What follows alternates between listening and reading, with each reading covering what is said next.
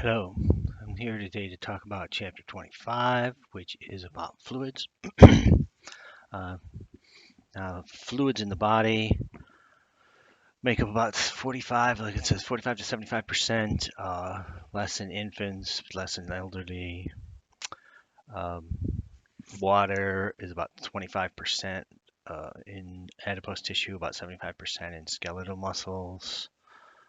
Just a few things. Now, water basically is split up, or the fluids of the body are basically split up into two categories: ICF, or intracellular fluid, and then ECF,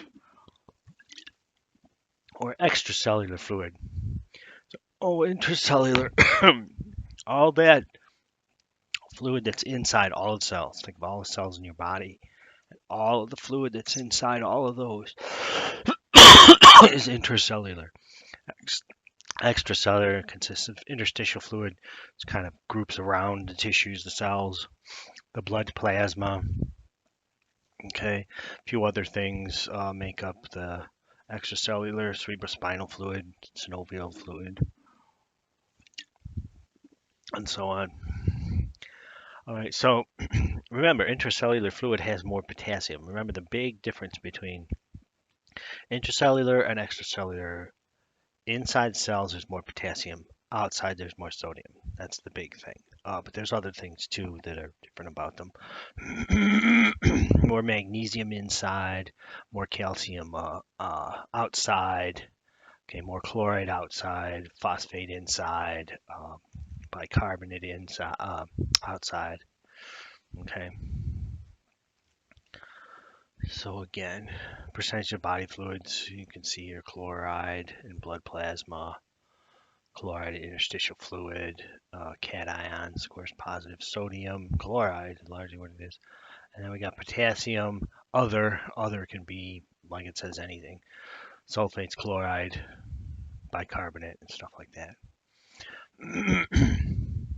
So movement of the fluid between the compartments occurs via osmolarity. Okay, especially when the example is hypotonic versus hypertonic cells, fluid inside cells and outside cells, their relationship to each other. So when we drink water, this decreases the osmolarity of the plasma, so it dilutes it. It makes sense. Diluted blood means that the water is going to come out of the blood and go into the cells. All right, so it goes into the cells. Hmm, okay, yeah, yeah, it's the same, different one. So if dehydrated, then there's more concentrated blood in more concentrated water in the blood. So fluid water comes out of the cells to compensate for that. So it's a whole balancing act between fluid input and fluid output. Fluid input or intake, ingested water again makes up the bulk of it, about 90% of it. From food, also from drink, also from food.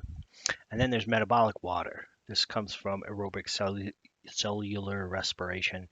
Think back to cellular respiration. Remember, the oxygen that we take in picks up the protons and the electrons, which of course end up being hydrogen atoms at the end of the electron transport chain, and produces water. Okay, that's what we do with the oxygen that we need to breathe in for respiration, turn it into water. So fluid output, so about 2,500 milliliters gets lost through the day. Water is described as sensible and insensible, and obligatory and facultative. Sensible water loss is that which we can measure. Measuring water loss in feces and urine. Okay, and then water loss evaporated through the air, evaporated from breathing, evaporated from sweat on the skin. So of course these things cannot be quantified or measured. Obligatory water loss is a water loss that always occurs through the regular um, activities of the day.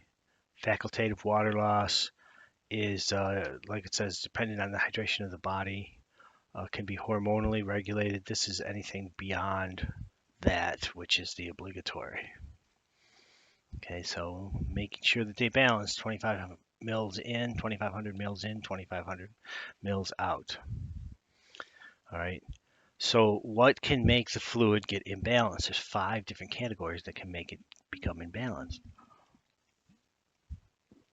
So 4 of these 5 have to do with the osmolarity. Does the fluid imbalance change the osmolarity of body fluid? In other words, does it change the concentration of the solutes in the blood? If it changes that or not?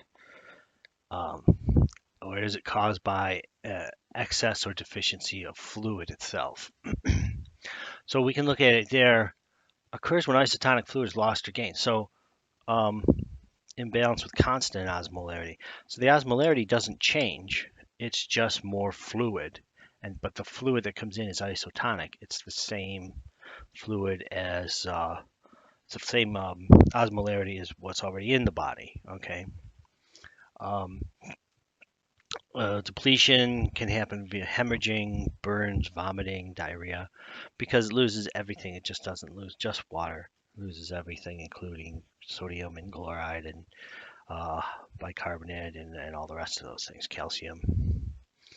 Could be volume excess. There's extra fluid, but it's got the same osmolarity, so it doesn't mess with the cells osmolarity. Dehydration, of course, is loss of water, which causes the solutes to be more concentrated, causing hypertonicity, hyperosmolarity. And then hypotonic is water that has come into the system, so excess water. It's hypotonic hydration.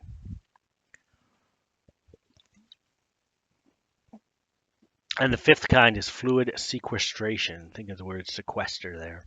Something is walled off or cut off from everything else. And these things can be edema, which is basically swelling of certain tissues, ascites, accumulation of fluid in the peritoneal cavity, pericardial and pleural effusion, so in the sacs around the heart or the lungs, they can happen. So here's a look at edema in a leg. So how is fluid balance regulated? Well, it's monitored, and there are reactions in the CNS. Fluid intake being less than output decreases the blood pressure and the blood volume, increases blood osmolarity. Fluid intake is greater than output. That increases the blood pressure and the blood volume, decreases blood osmolarity.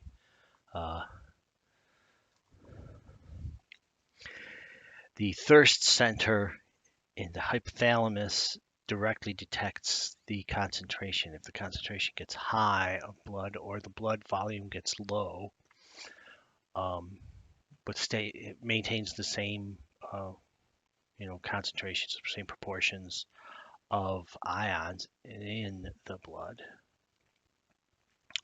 Then we get the thirst center. Okay.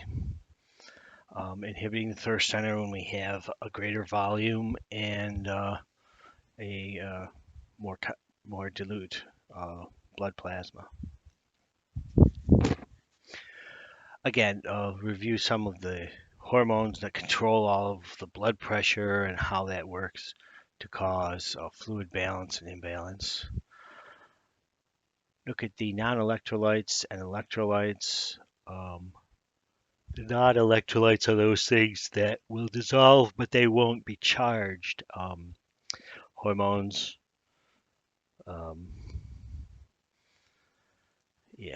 glucose. Electrolytes are things that dissociate into ions, so charged particles.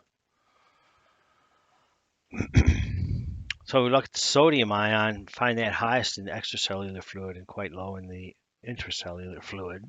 Okay. Sodium is the main cation in the extracellular fluid, so it's responsible for creating the greatest osmotic pressure. But we do lose sodium in the urine, so we have to replace, like it says there, 135 to 145 milli equivalents a day. Um, maintains osmolarity. Okay, it helps regulate osmolarity. The ECF, extracellular fluid, is